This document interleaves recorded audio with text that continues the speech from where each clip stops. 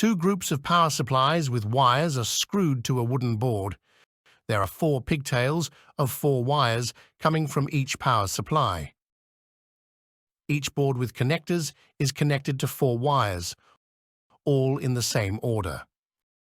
-12 volts, yellow wire, ground, black wire, +112 volts, brown wire, +5 volts, blue wire. We need to thread longer pigtails of wires under the bottom boards. To do this, you need to loosen the nearby screws to slightly increase the gap between the board and the case.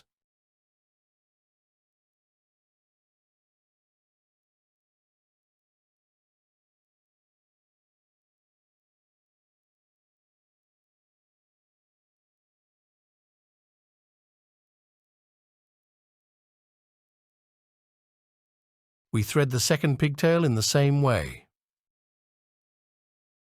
After this, we connect the short one to the bottom board and the shortest pigtail to the bottom one.